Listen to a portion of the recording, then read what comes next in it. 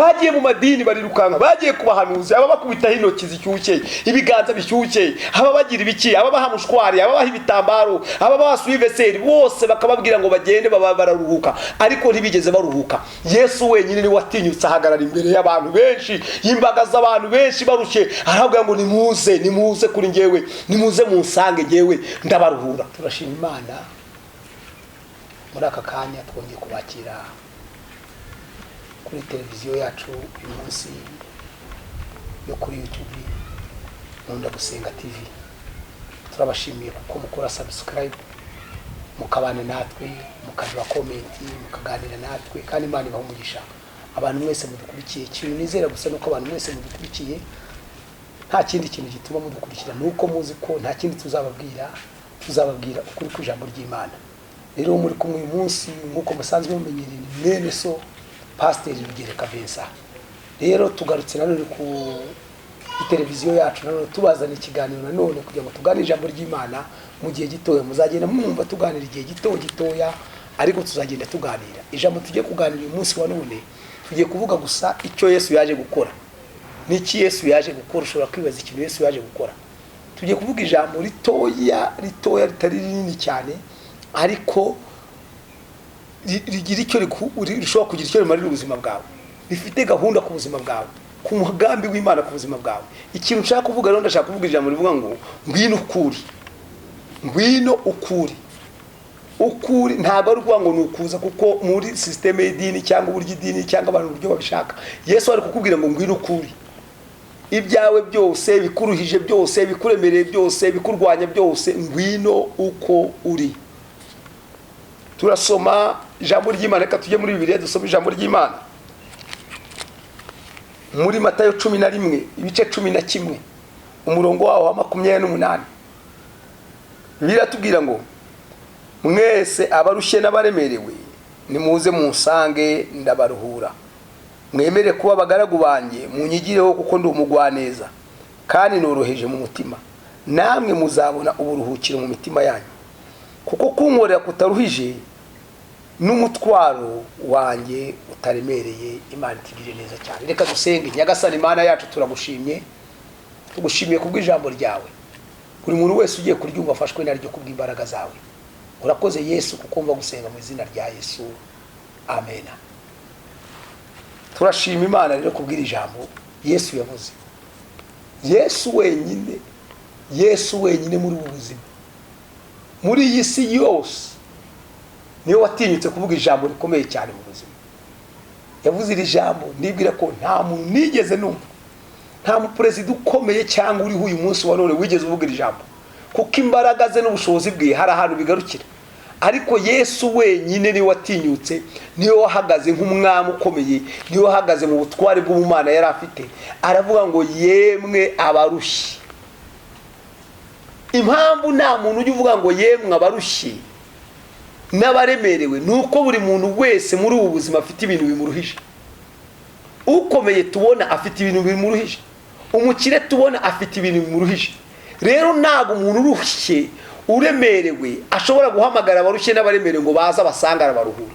Yesu niwe wavuze gusa ngo yemwe abarushye n'abaremerewe, kuko abantu benshi, abantu bose mu buzima bwabo bafite ibintu bibaruhije n'ibibaremereye, ntibashobora gutinyuka guhamagara abantu ngo nimuze munsange maruhura. Sinzi amafaranga umuntu yaba afite yahamagara abakene bose bo mu gihugu ngo bahamagara abwire ngo yemwe abakene mwese nimuze ndabakenura.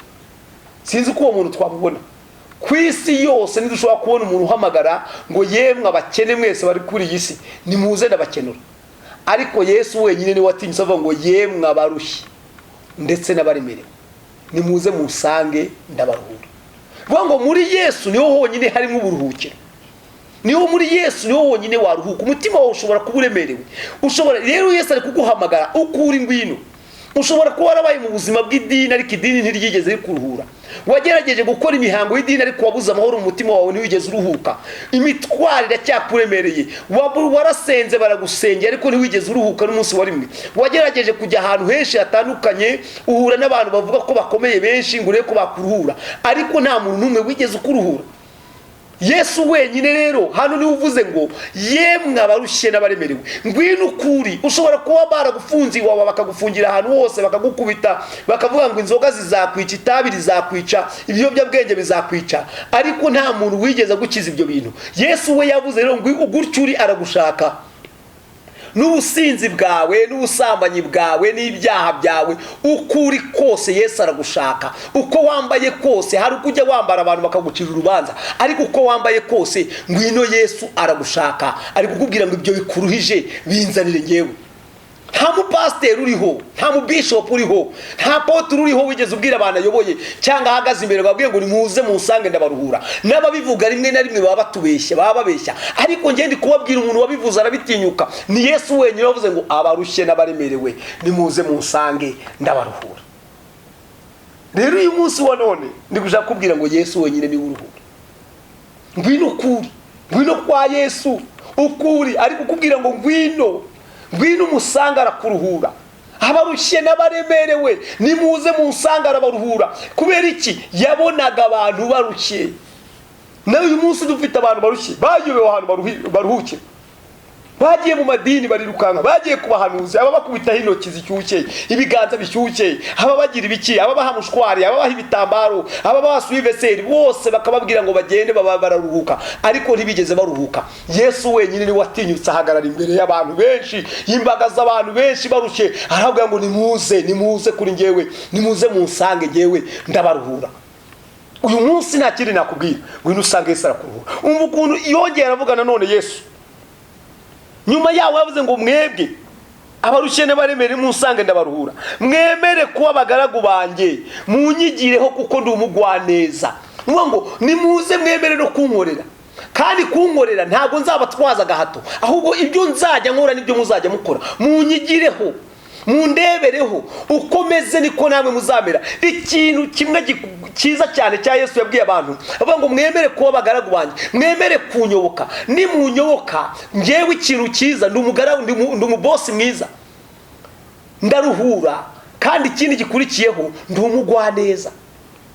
iki ni cyo kintu dushobora kugira abakire benshi. nta mukire ujya uvuga ngo ndi umugwaneza. abantu benshi ni abanyamwaga, ibyo bakora byose ni abanyamwaga. nta nubwo bashobora kuvuga ngo twebwe turabagwa neza, ariko Yesu avuga ngo ngeweho ndi umugwa neza. kandi ikindi kiri muri ngewe, noroheje mu mutima, nshishije bugufi, nta mahane, nta gitsure, nta bugome, nta mujinya, oya n'urukundo gusa nibyo byuzuye muri Yesu. yavuze ngo munyemerere, ngo nshishije bugufi, ndi umugwa neza kandi noroheje mu mutima. rero niyo mpamvu muzabona uburuhukiro mu mitima yanyu. Imana itugire neza cyane. namwe muzabona uburuhukiro mu mitima yanyu. ibyo bikuruhije rero, numwemerera ukaba umugaragu we, numwemerera ukamwigiraho, kuko ari umugwaneza yoroheje mu mutima, nawe uzabona uburuhukiro mu mutima. Imana ishimwe cyane. nawe uzabona uburuhukiro. unashaka kuruhuka mu mutima, wabonye amafaranga ntiyakuruhura, wagize inshuti ntizakuruhura, wanyweye inzoga nyinshi ntizakuruhura, ariko Yesu akubwira ngo ibyo bikuruhije ngwino unyigireho kuko ndi umugwaneza kandi noroheje mu mutima. hamwe kuko kunkorera bitaruhije, n'umutwaro mbikoreza ntabwo uremereye. nibyo Yesu adusaba, ntabwo biremereye, ni ibintu byoroshye cyane. kumukorera ntabwo biruhije. abantu benshi bajya mu madini, abandi bagasanga ba pasiteri bakabikoreza n'imitwaro yabo, ariko Yesu yaravuye ngo kunkorera ntabwo biruhije. uyu munsi dufite abantu bari mu nsengero, dufite abantu bari mu madini atandukanye, ariko bari kuvuga ngo gukorera Imana biraruhije. oya, gukorera Yesu ntabwo biruhije. impamvu uruhano gukorera abantu, uyu munsi urenda kubivamo uri kumva wahunga, ariko impamvu uruhano gukorera abantu, gukorera Yesu ntabwo biruhije. kuko yavuze iki? yaravuze ngo kunkorera ntabwo biruhije, n'umutwaro mbikoreza ntabwo uremereye. kuko kunkorera kutaruhije, n'umutwaro wanjye utaremereye. ni ku murongo wa 30 hano tubwiye. Imana itugire neza cyane. rero nashaka kukubwira, hari ibintu bitatu nusanga Yesu urushye uremerewe arakuruhura. icya kabiri, umwigireho n'umugwaneza. nta wundi muntu wo kwigirwaho, ni ukwigira kuri Yesu. turi kuva mu bwiza tujya mu bundi, ni ukwigira kuri Yesu. ntabwo ari ukwigira kuri pasiteri wari kwigira kuri nde. Yesu yavuze ngo, ntabwo yavuze ngo mujye kwigira kwa potere, ntabwo yavuze ngo mujye kwigira kwa pasiteri, yaravuze ngo hoya munyigireho kuko ndi umugwaneza kandi noroheje mu mutima. kandi namwe muzabona uburuhukiro. urashaka kuruhuka mu mutima wawe, Yesu gusa, kandi no kunkorera ntabwo biruhije. n'umutwaro nikoreze, n'umutwaro wanjye nturemereye. Ni Yesu wabivuze. Rero uyu munsi wa none ndakubwira ngo ukuri, ukumeze, ukuhagaze, ukugenda na bya bindi abantu baraguciye na famiye ziraguca, ariko Yesu we yavuze ngo ngwino abarushye n'abaremerewe munsange n'abaruhura. Yesu aragushaka ukuri, ntabwo agushaka nk'uko pasiteri abishaka, ntabwo agushaka kuko Yesu niwe wagupfiriye wenyine, yabambwe ku musaraba kubw'ibyaha byawe. Aravuze ngo rero ngwino umusange arakuruhura. Ahurire muri aka kanya. Hari ikintu ushaka kugusaba, hari ikintu ushaka kugusaba muri aka kanya. Wanyemerera ugaha Yesu ubuzima bwawe, wanyemerera ukakira Yesu nk'umwami n'umukiza w'ubuzima bwawe. Aho uri bundebe kuri televiziyo gusa, nubyemera ukabwira Yesu ngo Yesu nduhura, arakuruhura. Numubwira ngo Yesu mbabarira, arakubabarira. Nubwira Yesu ngo ngewe ndaje nkiza, aragukiza. Wowe nta kindi kintu wakora nuko umwizera gusa, nta kindi kintu agusaba. Niyo mpamvu bavuze ngo n'umutwaro wanjye ntabwo uremereye, ntabwo oya, noroheje mu mutima. Yesu yoroheje mu mutima, ntabwo afite igikabwe, ntabwo afite iterabwoba, ariko kukubwira ngo ngwino akuruhure. Ngiye kugusengera aho uri muri aka kanya, aho uri kunkurikira, uri kuri telefone yawe, uri kuri televiziyo, aho waba uri kubimbonera hose. Uyu munsi wa none niwemerera Yesu araza mu buzima bwawe. Nawe aho uri ufatikanye nanjye gusenga, umwakire, ntabwo bigoye. Yaravuze ngo abarushye n'abaremerewe nimuze musange aho mu mutima wawe. Wowe uvugane nawe mu mutima wawe, mubwire ngo Yesu umbabarire ibyaha byawe. Wemere ko uri umunyabyaha. Ibanga ryo gukizwa narindi nukwemera ko uri umunyabyaha. Niyo wemeye ko uri umunyabyaha urakizwa. Ngiye kugufasha gusenga rero. Aho uri wakire Yesu umwami n'umukiza w'ubuzima bwawe, mubwire aguhe akubabarira ibyaha. Vuga, mwami Yesu ndagushimye kuko wamfiriye ku musaraba. Umbabarire ibyaha byanjye kuko ndi umunyabyaha. Unkize kuko nkeneye gukizwa. Uyu munsi wa none nemeye ko ndi umunyabyaha. Umbabarire ibyaha byanjye byose nakoze. Unkize kandi nduhure imitwaro yanjye yose ndayiguhaye. Urakoze Yesu kuko unyijije, mu izina ryawe Yesu. Amen.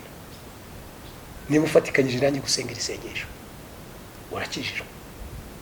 Niba wizeye mu mutima wawe ugafatikanya nanjye kwaturira ijambo ry'amasengesho, urakijijwe uyu munsi wa none. Imana ikubarira ibyaha byawe.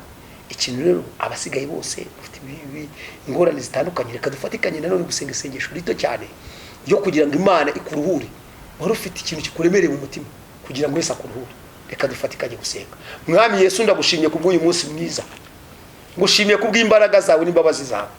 Niwe wapfuye ku musaraba kugira ngo twebwe abarushye n'abaremerewe tuze tugusanga turuhure. Ndasenze muri aka kanya kugira ngo uruhure abantu bawe, ubababarire ibyaha, ubakize, ubabohore mu izina rya Yesu. Kandi mwami ibibazo n'ingorane abantu bafite ubakize kubw'urukundo rwawe. Urakoze Yesu kuko ubakiza, urakoze Yesu kuko ubabohora, urakoze Yesu kuko ubakora mu izina rya Yesu Kristo w'i Nazareti. Amen. Niba ukize, niba uri hano uyu munsi urakize, kandi n'indwara yawe urayikize mu izina rya Yesu Kristo w'i Nazareti. Amen. Imana ibahe umugisha. Tuzosubira. Ni mwene so Pasiteri Rugereka Beza. Amen.